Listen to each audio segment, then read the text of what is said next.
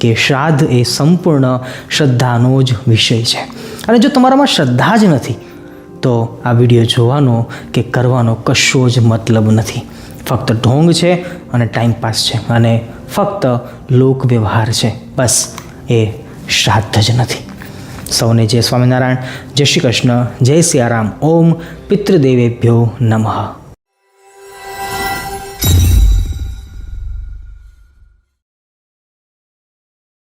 પિતૃપક્ષ, પિતૃશ્રાદ્ધ અને પિતૃદોષના આ video સિરીઝના part 2માં આપ સૌનું સ્વાગત છે. ખરેખર તમારી જિજ્ઞાસા અને પિતૃઓ પ્રત્યેની શ્રદ્ધા અને લાગણી ખૂબ જ બળવાન હશે. બસ એ માટે જ તમને મારા નમન છે. બસ આ આસ્તિકપણું એ જ આગળ જતાં ભક્તિનું સ્વરૂપ લઈ લે છે અને જીવને જગદીશ્વરનો ભેટો કરાવી દે છે. નમસ્કાર. તો આજે બીજી કશી જ ચર્ચા કર્યા વગર પહેલાં એ જાણી લઈએ કે આજે કયા કયા પોઈન્ટ સમજવાના છે. તો એમાં શ્રાદ્ધ કેવી રીતે કરવું, ક્યાં કરવું, ક્યારે કરવું, શ્રાદ્ધ કરનાર વ્યક્તિએ કેવી પરેજી પાળવી જોઈએ, એ દિવસ શું શું ન ખાવું જોઈએ, સાધુ કે બ્રાહ્મણોને શું શું જમવા આપવું જોઈએ, શું શું ન આપવું જોઈએ, અને આ ઉપરાંત કઈ મુદ્રામાં શ્રાદ્ધ આપવું અને પિતૃઓને પાણી કેવી રીતે આપવું, આ બધી જ વાતોને આજે આપણે વિસ્તારથી સમજીશું. સૌપ્રથમ સમજીએ કે શ્રાદ્ધ કેવી રીતે બનાવવું જોઈએ. તો એના માટે શ્રાદ્ધ બનાવનાર સ્ત્રીએ સૂર્યોદય પહેલાં જાગી જવું જોઈએ. સ્નાન કરી ઘરના મંદિરમાં દીવો કરી લોટામાં શુદ્ધ જળ અને 2 ચપટી કાળા તલ નાખી સૂર્યનારાયણ દેવને આહુતિ આપવી જોઈએ. ત્યારબાદ દેશી ગાયના ગૌમૂત્રનો છંટકાવ આખાએ ઘરમાં કરવો જોઈએ અને બની શકે તો ગાયના છાણનો ધુમાડો પણ કરવો જોઈએ.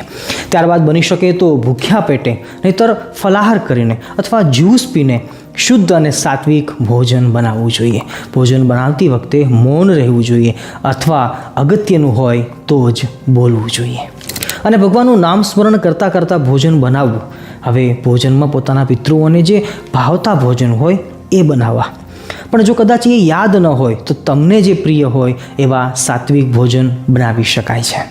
પણ આ પિતૃઓના ભોજનમાં લસણ, ડુંગળી, હિંગ, રીંગણ, ગાજર, મૂળા, પીળી રાઈ, કાળું જીરું, રાજમા આ બધી વસ્તુઓનો ઉપયોગ ન કરવો જોઈએ એવું આપણા શાસ્ત્રોમાં લખ્યું છે. અને એ ઉપરાંત વધારે તીખું, વધારે ખારું, વધારે ખાટું અને વધારે કડવું ભોજન પણ ન બનાવવું જોઈએ. અને એ દિવસે કોઈ પણ ભોજન દાજી ન જાય કે બળી ન જાય એનું ધ્યાન પણ અવશ્ય રાખવું જોઈએ અને એના માટે ધીમા તાપે ભોજન પકાવવું જોઈએ.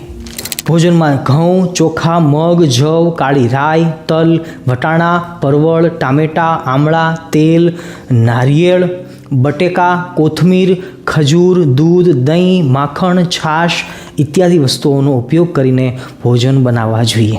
સ્ત્રીઓએ પોતાના વાળને બાંધીને પછી રસોઈ બનાવવી જોઈએ અને બોલતી વખતે થૂંકના છાંટા ભોજનમાં ન ઉડે અને છીંક ન આવે એનું ખાસ ધ્યાન રાખવું જોઈએ. ભોજનમાં ઓછામાં ઓછી 5 વસ્તુ બનાવવી જોઈએ અને વધારેમાં વધારે ગમે તેટલી વસ્તુ આપણે બનાવી શકીએ છીએ. હું તમને સામાન્ય મેન્યુ બતાવી દઉં છું, બાકી તમે તમારી રુચિ અનુસાર પણ બનાવી શકો છો. ઘઉંની રોટલી અથવા પૂરી, કોઈ પણ પ્રકારના ભજીયા, વટાણા બટેકાનું શાક અને મગનું શાક મતલબ કઠોળનું કોઈ પણ શાક. એ ઉપરાંત મિષ્ટાનમાં ખીર અથવા સોજીનો શીરો અથવા દૂધીનો હલવો બનાવી શકીએ અથવા સુખડી બનાવી શકીએ અથવા ગળા શેવલા પણ બનાવી શકીએ. એ ઉપરાંત દહીં, છાશ, અથાણું, કઢી અને ભાત અને ટામેટાં કોબીજનું સલાડ અને સાથે છેલ્લે તુલસીના પાન. બસ આટલું ઇનફ છે. મતલબ આ કમ્પ્લીટ થાળ તૈયાર કહેવાય. હવે સૌપ્રથમ ઘરના મંદિરમાં ભગવાનને 11 વાગે ભોગ લગાવી દેવો જોઈએ. 10 મિનિટ ભોગ લગાવ્યા બાદ થાળ ઉતારી લેવો અને ઢાંકી દેવો જોઈએ. હવે એક અગત્યની વાત કે બપોરે 11:36 12:24 મિનિટ સુધી કુતુબકાલ કહેવાય છે. ફરીવાર કહું છું, 11:36 લઈ અને 12:24 સુધી કુતુબકાલ કહેવાય છે, જે પિતૃઓને ભોજન કરવાનો સમય છે. તો આ 1 કલાકની અંદર પિતૃઓને શ્રાદ્ધ લગાવવાનો વિધિ કહ્યો છે. 11:36 લઈ 12:24 સુધી હવે આપણે પિતૃઓને ભોજ નાખવા માટેની વિધિને સમજી લઈએ.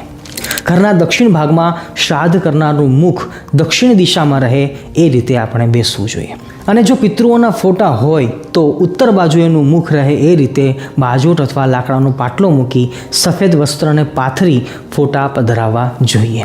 હવે ત્યારબાદ સફેદ ફૂલ અર્પણ કરવા, અબીલ, ગુલાલ, કંકુ, હળદરથી ચાંદલા કરી, ચોખા ચડાવી, ઘીનો દીવો પ્રગટાવવો અને અગરબત્તીથી ધૂપ આપવો જોઈએ. હવે પોતાના પિતૃઓનું મનથી આહ્વાન કરવું અને સ્મરણ કરવું અને પોતાના ઘરે આવી અને ભોજનનો સ્વીકાર કરે એવી પ્રાર્થના કરવી જોઈએ. પોતાના પિતૃનું નામ અને કુળ અને એનું સરનેમનું સ્મરણ કરી તમે જ્યાં હશો, જે યોનિમાં હશો, ત્યાં તમને વધારે પોષણ મળે અને તમે શ્રેષ્ઠ યોનિને પ્રાપ્ત કરી શકો એવા હેતુથી આજે અમે તમારા સંતાનો શ્રાદ્ધ કરીએ છીએ, જેનો સ્વીકાર કરવા માટે આપ પધારો, આવી રીતે પ્રાર્થના કરવી જોઈએ. હવે બાજોઠ નીચે કેળના પાન અથવા પાત્રાના પાન અથવા ખાખરના પતરાવાળા 5ની સંખ્યામાં મૂકવા. હવે ભગવાનને ધરાવેલો થાળ લાવી દરેક પાન ઉપર 3 રોટલી મૂકવી અથવા પૂરી મૂકવી. એના ઉપર બનાવેલી દરેક વસ્તુ 1 ચમચી જેટલી એટલે કે 1 ગ્રાસ જેટલી મૂકવી. અને છેલ્લે તુલસીના પાન અને કાળા તલ મૂકી 2 હાથ જોડી પિતૃને ભોજન કરવા માટે આ પ્રમાણે મંત્ર બોલવો. ઓમ પિતૃદેવેભ્યો સ્વધા, ઓમ પિતૃદેવેભ્યો સ્વધા, ઓમ પિતૃદેવેભ્યો સ્વધા, ઓમ પિતૃદેવેભ્યો સ્વધા, ઓમ પિતૃદેવેભ્યો સ્વધા. અહીંયા ભક્તો એ વાતનું અનુસંધાન રાખવું જોઈએ કે સ્વાહા એવું નથી બોલવાનું, પિતૃદેવ માટે સ્વધા, એમને ભોજન કરવા માટે સ્વધા એવા શબ્દનો ઉચ્ચાર કરવાનો છે. આમ 5 વાર બોલવું. ત્યારબાદ 1 લોટામાં 1 ગ્લાસ પાણી, 1 ગ્લાસ કાચું દૂધ, 1 ચમચી કાળા તલ, 1 ચમચી જવના દાણા, 1 ચમચી ચોખા અને અડધી ચમચી હળદર નાખી આવી રીતે હાથની મુદ્રા કરી પિતૃઓને પીવડાવીએ છીએ એવો મનમાં ભાવ લાવી એક મોટા પાત્રમાં એ અર્પણ કરવું. અને આવું ઓછામાં ઓછું 5 વાર જળ અર્પણ કરવું જોઈએ. ઓમ પિતૃદેવેભ્યો સ્વધા, ઓમ પિતૃદેવેભ્યો સ્વધા, ઓમ પિતૃદેવેભ્યો સ્વધા આ મંત્રનો ઉચ્ચાર પણ ભૂલવો ન જોઈએ. મતલબ પાણી પીવડાવતી વખતે અને ભોજન કરાવતી વખતે ઓમ પિતૃદેવેભ્યો સ્વધા આ મંત્રનો ઉચ્ચાર અવશ્ય કરવાનો છે. આવી રીતે ઓછામાં ઓછી 20થી 25 મિનિટ સુધી ભોગ લગાવી રાખવો. ફટાફટ ઉતાવળે કામ પૂરું કરવાનું નથી. અને આ મુદ્રામાં બેસી 1 ગ્લાસ હાથમાં લઈ પિતૃઓને અર્પણ કરવો તો આવી પણ વિધિ આપણા શાસ્ત્રમાં કહી છે. પિતૃઓ જમતા હોય તે દરમિયાન ઘરમાં બીજો કશો અવાજ ટીવી કે રેડિયોનો ન થાય એનું અનુસંધાન પણ રાખવું જોઈએ. અને છેલ્લે ગાયના છાણનું સૂકું છાણું સળગાવી એના ઉપર 5 ગ્લાસ ભોજનના અર્પણ કરવા જોઈએ. પણ ભક્તો, આ ગાયના છાણાવાળી વિધિ ઓપ્શનમાં છે, ન કરીએ તો પણ ચાલે. કારણ કે આપણે મુખ્ય શ્રાદ્ધ વિધિ એટલે કે પ્રત્યક્ષ ભોજ કરાવી દીધું છે, એટલે અગ્નિદેવને હવે આપણે ના અર્પણ કરીએ તો પણ ચાલે છે. અને હવે છેલ્લે ઘીના દીવાથી આરતી કરી પોતાના તમામ પિતૃઓનું મનમાં સ્મરણ કરી લેવું અને પિતૃઓની આરતીમાં ઘંટડી ન વગાડવી જોઈએ. હવે છેલ્લે આરતીનો ધૂપ આપી એમને પ્રાર્થના કરવી અને આશીર્વાદ માંગવા કે હે પિતૃઓ, તમારી કૃપા અમારા ઉપર સદાય વરસાવજો અને આશીર્વાદ આપજો, અને કંઈ ક્ષતિ રહી ગઈ હોય તમારી સેવામાં તો ક્ષમા કરજો, અને દર વર્ષે આવા સમયે તમે પધારી અને અમારા શ્રાદ્ધનો સ્વીકાર કરજો એવી હૃદયથી ભાવના કરવી જોઈએ. ભક્તો, આવી રીતે શ્રાદ્ધનો વિધિ કરવો જોઈએ તો ખરેખર પિતૃઓ પ્રસન્ન થાય છે અને અવશ્ય પોતાની કૃપા વરસાવે છે. હવે છેલ્લે એ વાત સમજવી જોઈએ કે કુતુબકાલનો સમય 11:36 લઈ 12:24 સુધીનો હોય છે. તો આ સમય દરમિયાન પિતૃઓનું સ્થાપન કરવું અને 12:24 પછી એનું ઉત્થાપન કરવું અને પિતૃઓને ભાવભીની વિદાય આપવી જોઈએ. આટલો વિધિ આપણા શાસ્ત્રોમાં શ્રાદ્ધ વિધિનો કહ્યો છે. અને ત્યારબાદ તમામ જે પ્રવાહી કે ફૂલડા હોય એ કોઈના પગ નીચે ન આવે અને ગંદી જગ્યામાં ન જાય એવી રીતે કોઈ વૃક્ષના થડીએ અથવા નદી કે તળાવમાં પધરાવી દેવા જોઈએ. અને 5 ભાગ જે ભોજનના કર્યા હતા તેમાં 1 ભાગ દેશી ગાયને આપવો, 1 ભાગ કાગડાઓને આપવો, 1 ભાગ કૂતરાઓને આપવો, 1 ભાગ બ્રાહ્મણોને આપવો, 1 ભાગ પવિત્ર નદીમાં પધરાવવો અને 1 ભાગ કીડીઓને નાખવો. અને આવી રીતે કોઈ પણ 5ને એ ભોજ નાખવું જોઈએ એવું વિધાન આપણા શાસ્ત્રોમાં કરેલું છે. હવે અંતમાં ટૂંકમાં આપણે જાણી લઈએ કે સાધુ બ્રાહ્મણોને જો જમાડવા હોય તો શુદ્ધ અને સાત્વિક રસોઈ બનાવી કે જેમાં લસણ ડુંગળીનો ઉપયોગ ન કરવો જોઈએ, અને લોખંડ કે સ્ટીલની થાળી સિવાય બીજી કોઈ ધાતુ અથવા પતરાવાળામાં એમને આપણે ભોજન કરાવવું જોઈએ.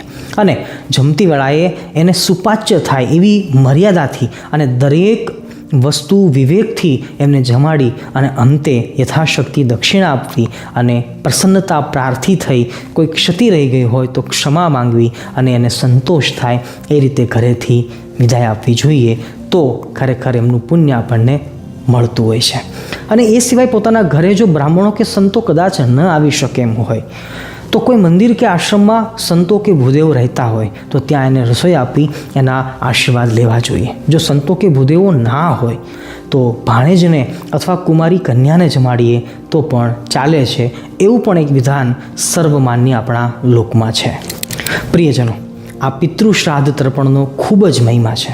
કહેવાય છે કે પિતૃ કદાચ નરકગામી થયા હોય અને જો એના સંતાનો અહીંયા શ્રદ્ધાપૂર્વક આ દિવસોમાં શ્રાદ્ધ કરે તો પણ પિતૃઓ નરકમાંથી નીકળી અને સારી યોનિને પ્રાપ્ત કરે છે, એટલે કે બીજા જન્મને પ્રાપ્ત કરે છે.